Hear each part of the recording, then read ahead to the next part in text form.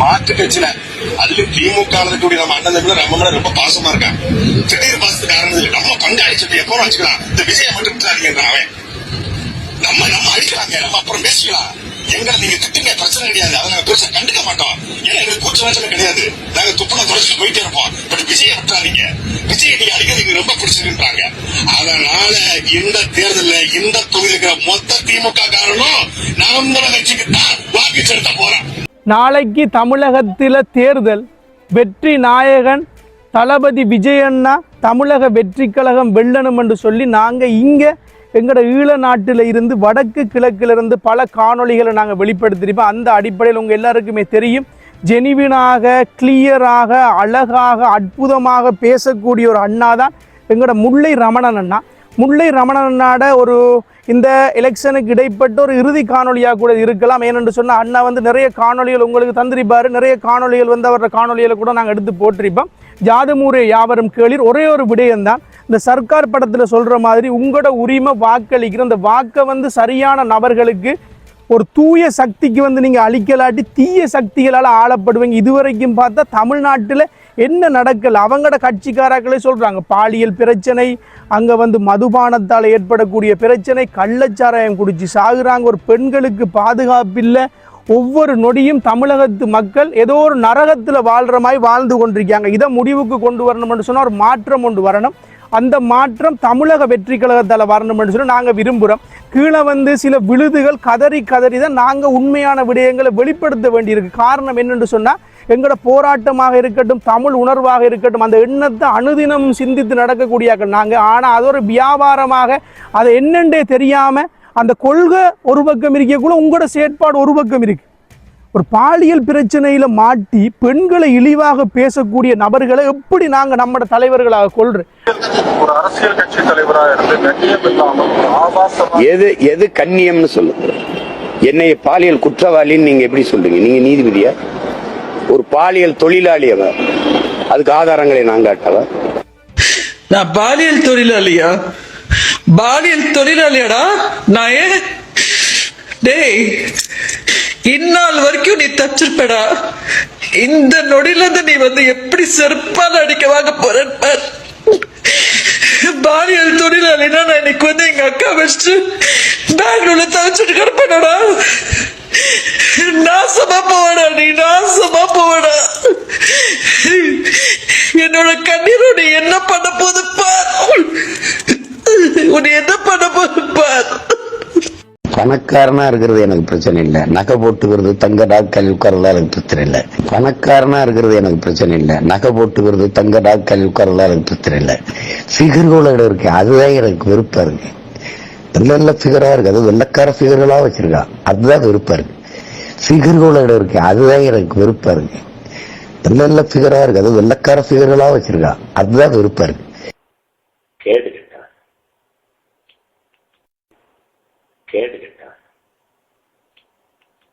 நம்மளோட கொள்கை என்ன, நம்மளோட போராட்டம் என்ன? அதால தான் நாங்கள் சில இந்த விழுதுகளோட சம்பந்தப்பட்டாக்கள் நம்மளோட தமிழீழத்தை வைத்து வியாபாரம் செய்யக்கூடிய நபர்களை நாங்கள் வெறுக்கிறோம். ஆனால் இந்த முறை கட்டாயம் ஒரு ஆட்சி மாற்றம் வந்தே ஆகணும். ஆட்சி மாற்றம் வந்ததற்கு பிறகு எல்லாம் சரியாக வரும். ஆனால் ஒரே ஒரு விடயம் ஒன்று கேட்குறேன், இந்த விழுதுகள்கிட்ட உண்மையாக உங்களுக்கு மனசாட்சி இருக்கா இல்லையா? திமுகவை அழிக்கணும்னு அரசியலுக்கு நீங்கள் திமுகவுக்கு நாங்கள் சார்பாக இருப்போம் என்று சொல்லி சாட்டு என்ன பேசுகிறார். திமுக நாங்கள் நம்ம பங்காளி சண்டை புறவு நாங்கள் பார்த்துக்கொள்வோம். ஆனால் விஜயண்ணாவை அடிப்போம் என்று ஷாம்பைனை துறக்கட்டுமா மைக்க கையில் எடுக்கட்டுமான்னு சொல்லி நீங்கள் எல்லாம் வீடியோ போட்டு எடுத்தாக்கள்.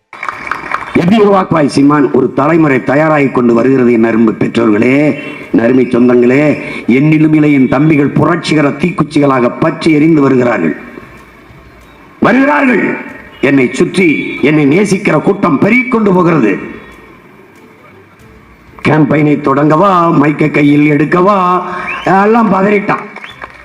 எடுத்து போட்டு இன்றைக்கு அவரை அடிக்கிறீங்க, அவரை விமர்சிக்கிறீங்க, 24 மணி நேரம் அவரை பத்தி தான் பேசுறீங்க. விஜய் விஜய் விஜய் விஜய் விஜய் விஜய் விஜய் விஜய் விஜய் விஜய் விஜய் விஜய் விஜய் விஜய் விஜய் விஜய். ஆகவே அதெல்லாம் விட்டு போட்டு ஒரு மாற்றத்துக்காக கைகோருங்க, ஒற்றுமையாக பயணிங்க தமிழர்கள் என்றதை வலியுறுத்தி ரமணன் அவ காணொலியை நான் பின்னுக்கு இணைக்கிற முழுமையாக பாருங்க. உண்மையாகவே உங்களுக்கு பயன் தரக்கூடியதாக இருக்கு. அன்பான உள்ளங்களுக்கு இந்நேர வணக்கம். மீண்டும் ஒரு காணொளியில் உங்கள் முல்லை ரமணன். 2026 ஆண்டுக்கான இந்திய சட்டமன்ற தேர்தலை முன்னிட்டு ஒரு சில கருத்துக்கள். தமிழக மக்களே விழிப்பாக இருங்கள் என்ற கருப்பொருளில் உங்களோடு உரையாட இருக்கின்றேன். இன்றைய அரசியல் களமானது விறுவிறுப்பாக சென்று கொண்டிருக்கின்ற இந்த தருணத்திலே உண்மையிலேயே பல்வேறுபட்ட அரசியல்வாதிகள், பல்வேறுபட்ட அரசியல் தலைமைகள் தங்களுடைய கருத்துக்களை அரசியல் மேடைகளிலே ஒன்றுக்கு பின் ஒன்று முரணாக ஒரே கருத்தை மாறி மாறி கலைத்து வருகிறார்கள். அந்த வகையிலே கடந்த ஒரு சில நாட்களுக்கு முன்னர் ஒரு கட்சியில் கூட்டு சேர்ந்துள்ள பிரேமலதா அம்மையார் கலைத்திருந்தார். எங்களுடைய ஆட்சியிலே பாலியல் வன்கொடுமை, போதை கலாச்சாரத்தை தவிர வேறு என்ன குற்றத்தை எங்களுடைய முதலமைச்சர் செய்திருக்கிறார் என்று. உலகளாவிய ரீதியிலே பெரிய குற்றங்களாக காணப்படுபவை இந்த போதை கலாச்சாரமும் பாலியல் வன்கொடுமையும் தான் என்பது அம்மையாருக்கு தெரியவில்லை. இதைவிட என்ன குற்றம் எங்களுடைய முதலமைச்சர் செய்தார் என்று வெக்கம் இல்லாமல் அந்த கேள்வியை அந்த மேடையிலே கேட்கின்றார். அன்பான தமிழக மக்களே, விழிப்பாக இருங்கள். இதை போன்று ஒரு கட்சியின் வெற்றிக்காக மேடைகளிலே முழங்குகின்ற கனிமொழி அம்மையார் பிரச்சார கூட்டத்திலே தன்னுடைய கருத்தை முன்வைத்திருந்தார். எங்களுடைய நாட்டிலே தமிழ் மொழியை பாதுகாக்க வேண்டும், எங்களுடைய பிள்ளைகளை பாதுகாக்க வேண்டும், மேம்பாலங்களை கட்ட வேண்டும், எங்களுக்கு இன்னும் ஒரு வாய்ப்பு தாருங்கள் என்று கேட்டிருந்தார். இதிலிருந்து என்ன விடயம் தெளிவாகின்றது? எங்களுடைய நாட்டிலே மொழி பாதுகாக்கப்படவில்லை, பிள்ளைகள் பாதுகாக்கப்படவில்லை, அபிவிருத்தி திட்டங்கள் நடைபெறவில்லை. இதனால் தான் எங்களுக்கு இன்னொரு சந்தர்ப்பம் தாருங்கள் என்று அம்மையார் உங்களிடம் கேட்கின்றார். கனிமொழி அம்மையாரே, உங்களுக்கு வெக்கம் இல்லையா? 5 வருட ஆட்சி கால பகுதியிலே தமிழக மக்களுக்கு நாங்கள் எல்லாம் செய்துவிட்டோம் என்று நாங்களே ஒன்றும் செய்யவில்லை, இன்னொரு சந்தர்ப்பம் தாருங்கள் என்று கையேந்தி நிற்கின்றீர்கள். நீங்கள் சிறந்த ஆட்சி நடத்தியிருந்தால் இன்று மக்களிடம் கெஞ்ச வேண்டிய அவசியம் இல்லை. ஒன்றுக்கு பின் ஒன்று முரணான கருத்துக்களை ஒவ்வொரு நாளும் கதைத்து வருகின்ற அரசியல் தலைமைகளை நாங்கள் பார்த்து கொண்டிருக்கின்றோம். அன்பான தமிழக மக்களே, விழிப்பாக இருங்கள். இன்னும் ஒரு கருத்து மிகவும் பிரபலியமாக எல்லோராலும் பேசப்பட்டு வருகின்றது. நடிகன் நாடாள முடியாது.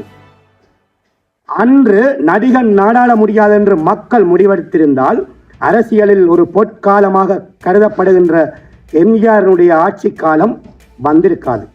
மக்கள் முடிவெடுத்திருந்தால், சினிமாக்காரன் ஆட்சிக்கு வர முடியாதென நினைத்திருந்தால் அப்படி ஒரு பொன்னான காலம் எங்களுக்கு அமைந்திருக்காது. அன்பான தமிழக மக்களே, நடிகன் ஆட்சிக்கு வர முடியுமா என்று முடிவெடுக்கின்ற தகுதி உங்களுக்கு மட்டும்தான் உண்டு. சினிமாவிலே கோடிக்கணக்காக உழைத்துக் கொண்டு தங்களுடைய குடும்பங்களை சுகபோகமாக வாழ வைப்பதற்கு, தங்களுடைய வயிற்று பிழைப்பை நடத்துவதற்காக ஒட்டு சேர்ந்திருக்கின்ற ஒரு சில கோமாளிகள் இதை கலைப்பதற்கு தகுதியற்றவர்கள். தமிழக மக்களே, விழிப்பாக இருங்கள். இதை போன்றுதான் இன்று பல்வேறுபட்ட அரசியல் சக்திகள் ஒன்று இணைந்து தமிழக வெற்றி கழக தலைவரை ஆட்சிக்கு கொண்டு வரக்கூடாது என்பதில் முனைப்பாக செயற்படுகின்றார்கள். சிறந்த ஒரு ஒப்பற்ற தலைவன், பாதுகாப்பிற்கு உதயசூரியன் என்று கலைக்கின்ற இந்த ஒரு சில நடிகர்கள் இன்று வரை தமிழகத்திலே 2 வயது பச்சை குழந்தை முதல் எத்தனையோ பெண்கள் பாலியல் வன்கொடுமை செய்யப்பட்டு அழிக்கப்பட்டிருக்கின்றார்கள், இல்லாமல் ஆக்கப்பட்டிருக்கின்றார்கள். இது பற்றி ஒரு நிமிடமாவது கதைத்தார்களா? அல்லது தமிழக மக்களின் வாழ்க்கைக்கு தேவையான, முன்னேற்றத்துக்கு தேவையான கருத்துக்கள் பற்றி இதுவரை கதைத்தார்களா? இல்லை. விஜய் ஆட்சிக்கு வரப்போகின்றார் என்றவுடன் எல்லோரும் வந்து நின்று மேடைகளிலே பாய்க்கு வந்தபடி கூசாமல் எலும்பில்லாத நாக்கால் கரைத்துக் கொண்டிருக்கின்றார்கள். அன்பார்ந்த தமிழக மக்களே, விழிப்பாக இருங்கள். இன்று காலம் கனிந்திருக்கின்றது. உங்களுக்கான ஒரு தலைவன் உங்களை தேடி வந்திருக்கின்றான். உங்களுக்கான ஒரு மனிதன் உங்கள் குடும்பத்திலிருந்து வந்திருக்கின்றான். நடிகர் விஜயகாந்தை இழந்ததை போல், நடிகர் விஜயகாந்தை நீங்கள் தூக்கி எறிந்ததை போல் இவரை எறிந்து விடாதீர்கள். இவரை நீங்கள் வாக்களிக்காமல் தோல்வியடைய செய்வீர்களானால் இழப்பு நடிகர் விஜய்க்கு அல்ல, அரசியலில் போட்டியிடுகின்ற விஜய்க்கு அல்ல, இழப்பு உங்களுக்குத்தான். அன்பார்ந்த தமிழக மக்களே, உங்களை காப்பதற்காக, உங்கள் வாழ்க்கையை முன்னேற்றுவதற்காக, உங்களை நல்ல நிலைமைக்கு கொண்டு செல்வதற்காக தன்னுடைய அனைத்து அவமானங்களையும் தாங்கிக் கொண்டு தன்னுடைய எல்லா வகையான அவமானங்களையும் ஏற்றுக்கொண்டு உங்களுக்காக இன்று களத்திலே நிற்கின்றான். உங்கள் பிள்ளையாக நிற்கின்றான், உங்கள் தலைவனாக நிற்கின்றான். நீங்கள் எங்களுடைய தமிழக வெற்றி கழக தலைவரை நம்புங்கள், அவரை நம்பி வாக்களியுங்கள். அவருடைய வேட்பாளர்களை நீங்கள் நினைக்க தேவையில்லை, நீங்கள் அவர்களை பற்றி யோசிக்க தேவையில்லை. நீங்கள் தமிழக வெற்றி கழக தலைவரை மட்டும் நம்புங்கள், விசில் சின்னத்துக்கு வாக்களியுங்கள். அன்பார்ந்த இளைஞர் யுவதிகளே, நீங்கள் இதுவரையும் எல்லோரும் தெளிவாக இருக்கின்றீர்கள். உங்களுடைய வாக்குகள் 100% இளைஞர் யுவதிகளின் வாக்குகள் தமிழக வெற்றி கழகத்தின் விசில் சின்னத்துக்கு தான் வாக்களிக்கப்படும் என்பது எனக்கு தெரியும். இருந்தாலும் உங்களுடைய வேலை, உங்களுடைய கடமை என்னொன்று இருக்கின்றது. உங்களுடைய குடும்பம், உங்களுடைய உறவினர்கள், உங்களுடைய நண்பர்கள் என எல்லோருக்கும் சொல்லுங்கள், விசில் சின்னத்துக்கு ஒரு வாய்ப்பு அளிக்கும்படி. நாங்கள் பரம்பரையாக அந்த கட்சிக்கு வாக்களித்தோம், எங்களுடைய மூதாதையர்கள் அந்த கட்சிக்கு வாக்களித்தார்கள். நாங்கள் பரம்பரையாக இந்த சின்னத்தை தான் வாக்களிப்போம் என்று நினைக்காதீர்கள், எண்ணாதீர்கள். இந்த முறை மட்டும் நீங்கள் விசில் சின்னத்துக்கு வாக்களியுங்கள். அடுத்த தேர்தல்களில் நீங்கள் விரும்பியவர்களுக்கு வாக்களியுங்கள். ஒரு சந்தர்ப்பம் கொடுங்கள், ஒரு வாய்ப்பை வழங்குங்கள். உங்கள் தலைவன், உங்கள் பிள்ளை, உங்கள் குடும்பத்தில் ஒருவன் வந்திருக்கின்றான், அவனை நீங்கள் பயன்படுத்துங்கள். அவனை நீங்கள் அரசியலிலே முதலமைச்சராக இருக்கையிலே ஏற்றுங்கள். உங்களுடைய வாழ்க்கை வளமாகும், உங்களுடைய வாழ்க்கை நல்லபடியாக செல்லும். எந்த விதமான ஒரு கேள்விக்குறியும் இல்லை. அன்பானவர்களே, நீங்கள் ஒன்றை விளங்கிக் கொள்ளுங்கள், விஜயை தோல்வியடை செய்வதற்கு எல்லோரும் ஒன்று சேர்த்திருக்கின்றார்கள் என்றால் நீங்கள் நினைத்து பார்க்க வேண்டும். அவர் நேரான பாதையை செல்கின்றார், அவர் மக்களுக்காக செல்கின்றார். இதனால் தான் எல்லோரும் அவரை விடக்கூடாது, அவரை அரசியலிலே நுழைய விடக்கூடாது என இல்லாமல் ஆக்குவதற்கு முனைப்பாக செயற்படுகின்றார்கள். அன்பானவர்களே, ஒரு வாய்ப்பு வழங்குங்கள். தமிழக மக்களே, உங்களை யாரும் ஏமாற்ற முடியாது, உங்களை யாரும் விலக்கி வாங்க முடியாது. நீங்கள் தெளிவாக இருக்கின்றீர்கள், தெளிவான சிந்தனையோடு இருக்கின்றீர்கள். ஆகவே இந்த முறை தேர்தலிலே எங்களுடைய சகோதரன், எங்களுடைய குடும்பத்தில் ஒருவன், எங்களுடைய தலைவன் விஜய் போட்டியிடுகின்றான். அவனை நாங்கள் வெற்றி பெறச் செய்வோம். ஒரு வாய்ப்பை கொடுத்து பார்ப்போம். அவர் செய்கின்றாரா இல்லையான எண்ணுகின்ற ஒரு எண்ணத்தோடு மட்டும் விசில் சின்னத்திற்கு வாக்களியுங்கள். உங்களுடைய வாழ்க்கை வளமாகும். இந்த காலம் எம்ஜிஆருடைய காலம் போன்று பொன்னான காலமாக அமையும். நீங்கள் ஒரு வாய்ப்பினை மட்டும் கொடுங்கள். மக்களுக்கு சேவை செய்யாதவர்களும் மக்களுக்காக உழைக்காதவர்களும் மட்டுமே இன்று கூட்டு சேர்ந்து மேடைகளிலே முழங்கி திரிகின்றார்கள். ஆனால் எதையுமே பெருசுபடுத்தாமல், எந்த அவமானத்தையுமே தான் வெளிக்காட்டாமல் உங்களுக்காக உலா வந்து கொண்டிருக்கின்றான். அன்பானவர்களே, நீங்கள் விஜயை நம்புங்கள். மக்களே, இன்று முதுகெலும்பு இல்லாத அரசியல்வாதிகள், முதுகெலும்பு இல்லாத கோமாளிகள் தான் எல்லோரையும் கூட்டு சேர்த்து வைத்துக் கொண்டு அரசியலில் போட்டியிடுகின்றார்கள். இவர்கள் உண்மையான அரசியல்வாதிகளாக இருந்தால், மக்களுக்கு சேவை செய்பவர்களாக இருந்தால் தனித்து நின்று போட்டியிட்டு அரசியலில் வெல்லட்டும் பார்ப்போம். முடியாது.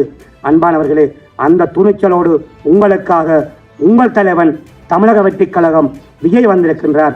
அன்பான மக்களே, சந்தர்ப்பத்தை நழுவ விட்டுவிட்டு நீங்கள் பின்னர் வருந்துவதில் எந்த பயனும் இல்லை. ஆகவே ஒரு வாய்ப்பினை கொடுங்கள். உங்கள் தலைவன் உங்கள் வாழ்க்கையை மேம்படுத்துவான், உங்கள் வாழ்க்கை வளமாகும். விசில் சின்னத்திற்கு வாக்களித்து ஏப்ரல் 23 தமிழகத்தின் முதலமைச்சராக தமிழக வெற்றி கழக தலைவர் விஜய் அவர்களை நீங்கள் சிம்மாசனத்திலே உட்கார வையுங்கள். உங்கள் வாழ்க்கை சிம்ம சொப்பனமாக அமையும் என்று கூறி விடைபெறுகின்றேன். நன்றி, வணக்கம். இவ்வளவு நேரம் ரமணன் அண்ணாட வீடியோ பார்த்த எல்லாருக்குமே நன்றி. கட்டாயம் ரமணன் அண்ணாட இந்த விடயங்கள் உங்களுக்கு பயன் தரக்கூடியதாக இருக்கும். திமுக அதிமுக இந்த தீய சக்தியை ஒழிச்சே ஆகணும். இதை ஒழிக்கலாட்டி நம்மளுக்கு விடிவும் இல்லை, எந்த ஒரு மாற்றமும் இல்லை. நாளைக்கு டிவிகேக்கு முதலாவதாக போய் எல்லா தொகுதியிலையும் வாக்களிங்க. விஜயண்ணாக்கு உங்களால் முடிஞ்ச சப்போர்ட்டை கொடுங்க. எங்களுக்கு நம்பிக்கை இருக்குமென்னு நினைக்கிறேன். கட்டாயம் விஜயண்ணாவில் ஒரு மாற்றம் கொண்டு வரும். அதோட இளமாக்கள், இளம் பிள்ளைகள், இளைஞர்கள் இந்த வீடியோ இப்போ பார்த்துனீங்கன்னா முடிஞ்சதும் கூட ஊருக்குள்ளே இருக்கக்கூடிய ஆக்கள், ஊருக்குள்ளே இருக்கக்கூடிய வயசான அம்மாமார், இந்த சோசியல் மீடியாவில் அனுபவம் இல்லாதாக்கள், பார்க்காத ஆக்களுக்கு எல்லாம் நீங்கள் தமிழக வெற்றி கழகத்தில் சின்னம், விசில் சின்னம் எப்படி இருக்கும், இந்த சின்னத்துக்கு எப்படி போடுற உங்களோட அந்த இடங்களில் எந்த எண்ணிக்கையில் எந்த இடத்துல நம்மளோட விசில் சின்னம் இருக்குன்றதையும் கூட கொஞ்சம் வெளிப்படுத்தி கட்டாயம் இந்த ஒரு உதவி என்றதை தாண்டி ஒரு அர்ப்பணிப்பான செயற்பாடாக தமிழக வெற்றி கழகத்துக்காக ஒவ்வொரு ஆளுமே செயற்படணும் என்றதை வலியுறுத்தி, வீழ்வது நாமாயினும் வாழ்வது தமிழாகட்டும், யாதும் ஊரே யாவரும் கேளீர், தமிழக வெற்றி கழகம் வெல்லணும். நன்றி.